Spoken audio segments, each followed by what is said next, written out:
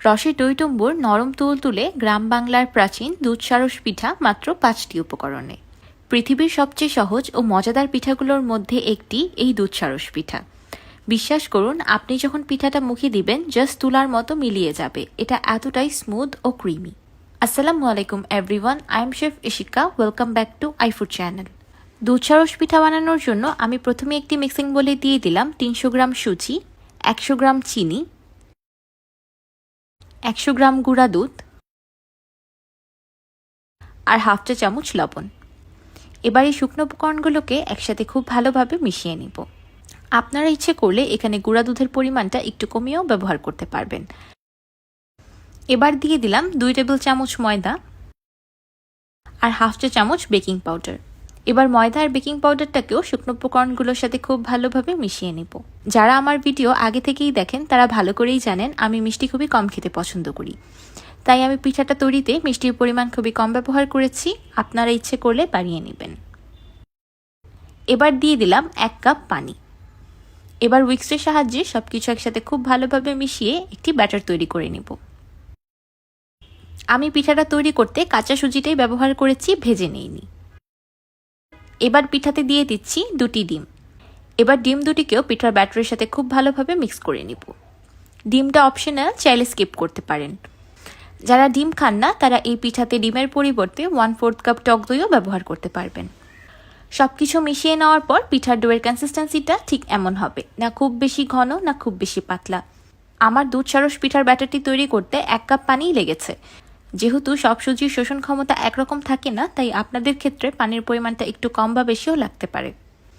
এবার আমি পিঠার ব্যাটারটাকে রেস্টে রেখে দিব 20 থেকে 25 মিনিটের মতো।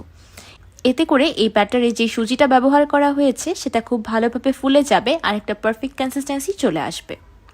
দেখতেই পারছেন সুজিটা আগে থেকে ফুলে গিয়েছে আর পিঠার ব্যাটারটাও আগে থেকে ঘন হয়ে এসেছে। এই কনসিস্টেন্সিটাই একদম পারফেক্ট। যদি আপনাদের পিঠার ব্যাটারটা এর থেকে বেশি ঘন হয়ে যায় তাহলে এই অবস্থায় আরেকটু পানি অ্যাড করে দিতে পারেন। পিঠাগুলো তৈরি করার জন্য আমি কিছু ছোট ছোট স্টিলের বাটি নিয়ে নিয়েছি। এবার আমি এই বাটিগুলোতে অল্প ঘি ব্রাশ করে নিব। আপনারা ইচ্ছে করলে এখানে ঘিয়ের পরিবর্তে তেলও ব্রাশ করে নিতে পারবেন, কোনো অসুবিধা নেই। এবার একটি চামচের সাহায্যে পিঠার ব্যাটার বাটিগুলোতে দিয়ে দিচ্ছি। বাটিটা সম্পূর্ণ ব্যাটার দিয়ে ভরা যাবে না, উপর থেকে অল্প একটু অংশ ফাঁকা রাখতে হবে, কারণ পরবর্তীতে রান্নার সময় পিঠাগুলো অনেকটাই ফুলে উঠবে।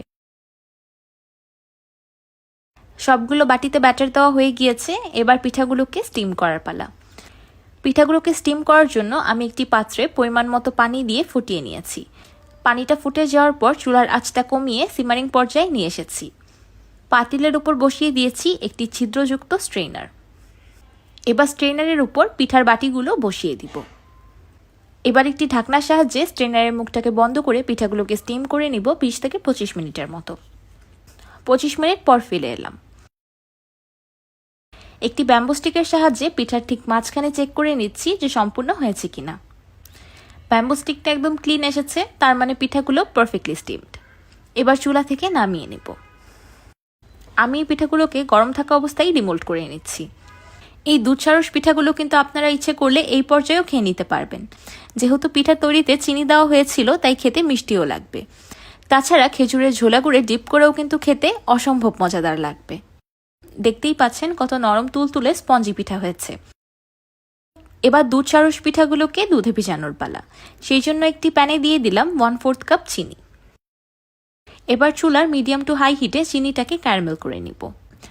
আগের মতো আমি এখানেও চিনির পরিমাণটা খুবই কম ব্যবহার করেছি, আপনারা আপনাদের স্বাদের অনুযায়ী বাড়িয়ে নিতে পারবেন। চিনিটা যখন এমন ক্যারামেলাইজড হয়ে আসবে তখন দিয়ে দিব 1 লিটার ফুল ক্রিম লিকুইড দুধ। আপনারা ইচ্ছে করলে এখানে লিকুইড দুধের পরিবর্তে গুঁড়া দুধ পানিতে মিলিয়েও ব্যবহার করতে পারবেন। এবার চুলার মিডিয়াম টু হাই হিটে দুধটাকে জাল করে 600 থেকে 700 ml এর মতো করে নিব। আমি এই সবগুলো উপকরণের কাপের মাপ ভিডিও স্ক্রিনে লিখে দিয়েছি, আশা করছি আপনারা দেখতে পাচ্ছেন। আপনারা যারা গ্রামের মাপ প্রেফার করেন তারা গ্রামের মাপ ফলো করে বানাতে পারবেন, আর যারা কাপের মাপ প্রেফার করেন তারা কাপের মাপ দিয়ে বানাতে পারবেন। দুধে বলক চলে এসেছে। এবার ফ্লেভারের জন্য দিয়ে দিলাম 3টি এলাচ। দুধটা যখন এমন হালকা ঘন হয়ে আসবে তখন চুলা থেকে নামিয়ে একটি বাটিতে ট্রান্সফার করে নিব। এবার গরম গরম দুধে গরম গরম পিঠাগুলো ভেজিয়ে দিচ্ছি। পিঠার উপরের অংশটা ভিজে নিই, তাই একটি চামচের সাহায্যে পিঠার উপরটাও দুধ দিয়ে ভিজিয়ে দিচ্ছি। এবার পিঠাগুলোকে দুধে ভিজতে রেখে দিব 10 মিনিটের মতো। 10 মিনিট পর ফিরে এলাম। এবার পিঠাগুলোকে উল্টে দিব। নিচের পাশটা উপরে আর উপরের পাশটা নিচে দিয়ে দিব, যাতে পিঠাগুলো চারিদিক থেকে খুব সুন্দরভাবে দুধে ভিজতে পারে। এবার আবারও পিঠাগুলোকে ভিজতে রেখে দিব 20 মিনিটের মতো। 10 মিনিট পর আমি আবারও একবার পিঠাগুলোকে উল্টে দিয়েছিলাম।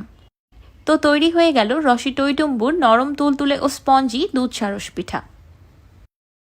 আমার কাছে তো এই দুধ সারস পিঠাগুলো রসমালাইয়ের বড় ভার্সন লাগে, দেখতেও এবং খেতেও। আর এই পিঠাটা বানাতে তেমন কোনো উপকরণও লাগে না, আর কষ্টও নেই। ঝামেলাবিহীনভাবে খুব সহজেই তৈরি করতে পারবেন। আমার মনে হয় না এর থেকে সহজ পিঠার রেসিপি দ্বিতীয়টি আছে। তাই আমি তো বলবো আজকেই পিঠাটি বানান আর আমাকে কমেন্ট করে জানান আপনাদের কাছে কেমন লাগলো। আপনারা অবশ্যই আশায় আছেন যে আমি কখন একটি পিঠা কেটে দেখাবো। মাশাআল্লাহ, দেখেই বুঝতে পারছেন পিঠাটা কতটা বেশি নরম হয়েছে। ভিতর পর্যন্ত একদম দুধের রসটা অ্যাবজর্ব হয়েছে। স্বাদের কথা কি বলবো, পিঠাটা মুখে দেওয়ার সাথে সাথেই একদম মিলিয়ে যাচ্ছে। মনে হচ্ছে যেন আমি একদম রসমালাই খাচ্ছি। শীতকাল মানেই পিঠাপুলির উৎসব, আর এই শীতে যদি এত সহজ আর মজাদার একটা পিঠা না বানিয়ে খান তাহলে তো পুরাই মিস, তাই না? আমার আজকের এই দুধ সারস পিঠাটি যদি আপনাদের কাছে ভালো লেগে থাকে তাহলে ভিডিওতে অবশ্যই একটি লাইক দিবেন, আর আমার চ্যানেল সাবস্ক্রাইব করে আমার চ্যানেলের পাশেই থাকবেন। আল্লাহ হাফেজ।